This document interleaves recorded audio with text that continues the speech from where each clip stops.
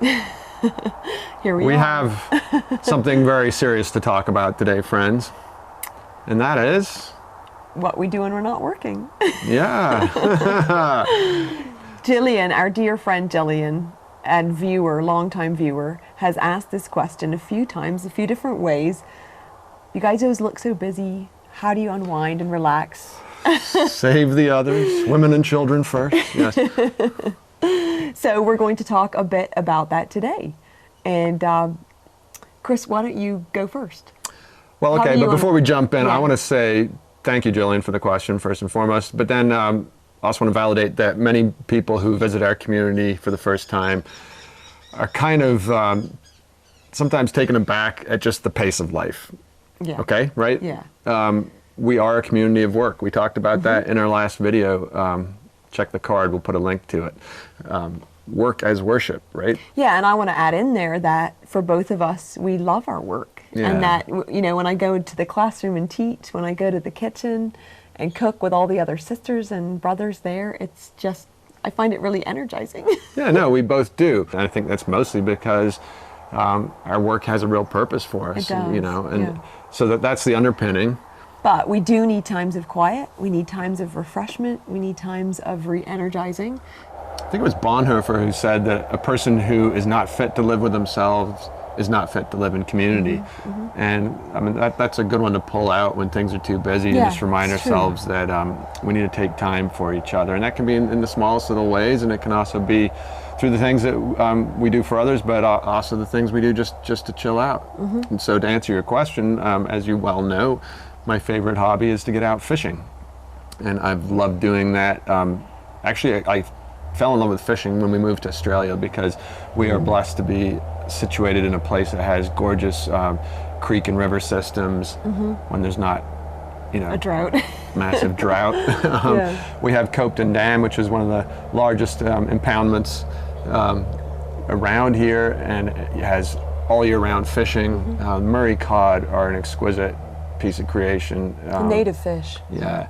I'll hasten to add that I and my sons are catch and release fishermen. We fish for sport and also just for the sheer joy of getting out in creation. I'm going to wax poetic here for a minute. There's nothing like gliding down a river in a canoe first thing in the morning and having the kingfisher on the branch or the platypus surfacing. The mist rising. And then you chuck in that spinner bait and the next thing you know, whap. Or as we say in cod speak, you get buffed. Is that? Yeah, I on the never- surface. I never heard that word. Absolutely. Yeah, okay. So that's one of the things, and of course, having sons, we do that together a lot. But chucking that back to you, what are some of the things that you enjoy doing most for yourself? Yeah, well, I like to, within the day, start the day early and by myself and just take time for prayer and reading the Word and just getting into the day that way. That's really important for me. But I love swimming. I love going to the coast. I love to sauna. I love to cook. I find cooking really, really relaxing, and that'll lead to another point of a recreation thing we do with our family. And I love to write. I find writing and cooking and time out in the sauna, just under the stars or in the early morning, is really re-energizing for me. So I think it's fair to say a lot of the ways that Yeah. you unwind are sort of philosophical and spiritually infused, whereas mine are a little bit more hands-on. I also love getting to the wood shop and creating things. Yeah, that's true, I you sit do. at a desk most of the week and do office work, which I really enjoy, and I love to write as well, but to work with your hands is a gift, and that's something my father gave me, was the ability to use tools and do woodcraft, so enjoy tinkering around and building stuff now and again. And what I was going to say about cooking too is our family has long enjoyed hospitality as a means of recreating together.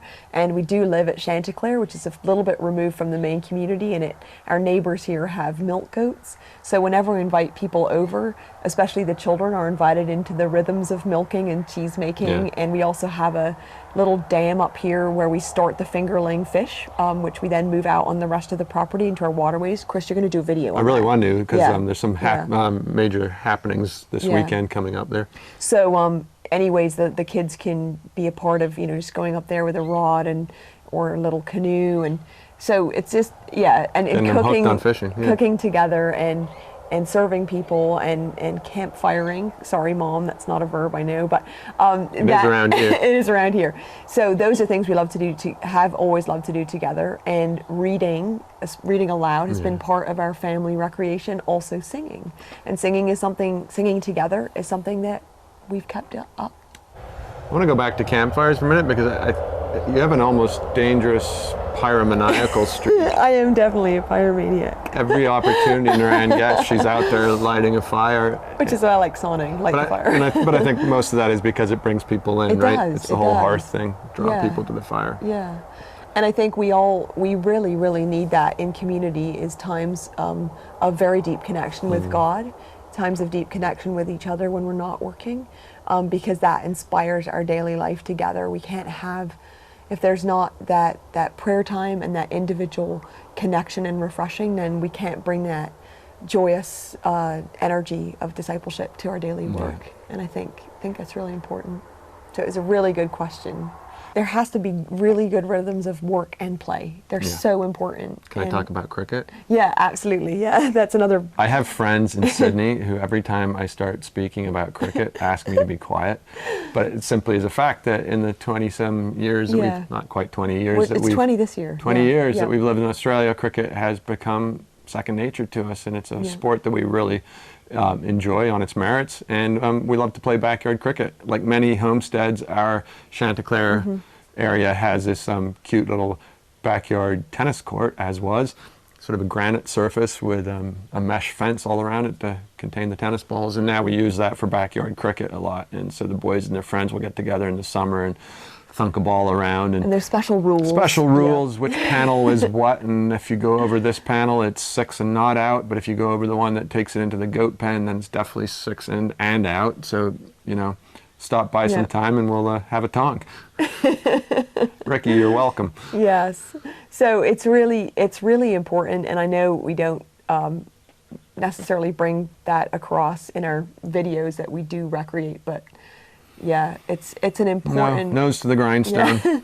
We celebrate a lot as a community. We love to celebrate, particularly the high holidays of the year, Christmas, Easter, other times, birthdays, anniversaries. But we're often looking for opportunities and any excuse to rally around each other and celebrate. So while we don't sort of formally take vacation, we certainly understand and acknowledge that people need time to unwind, and that might mean heading out to the rainforest and enjoying a walk there, or hitting the coast. Yeah.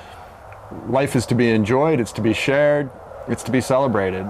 And one of the gifts of living in community is it can all be one whole. It's not, work is over here and rest is over here. It's all one whole, and you jumped to it early in this conversation. I wanted to save it for the end, sort of the aha that Monday morning rolls around, and you and I are actually anticipating what the working week will bring, because I'm going, yay. Because it's not really work when you're doing it for a purpose, and when you're doing it alongside people that share your aspirations and are in it together. And so it's not work when you're doing what you love. Yeah. And obviously not everybody has that sort of opportunity, but where we can, let's make that for each other and with each other. And guys, tell us what you enjoy doing. Thank you again for the question. These sort of questions inspire us to think more about the gift of our life and the gift of a shared life. And we love hearing from you and getting your reactions. So please drop us a comment. Let us know what else you'd like us to talk about. And above all, keep living your very, very best life this week. And what do you want to go out on? We'll talk soon, yeah. Okay, here we go. Bye for now. Bye. Say something nice for Mom, and then I'm going to switch to camera. Like this fish mom. Good stuff.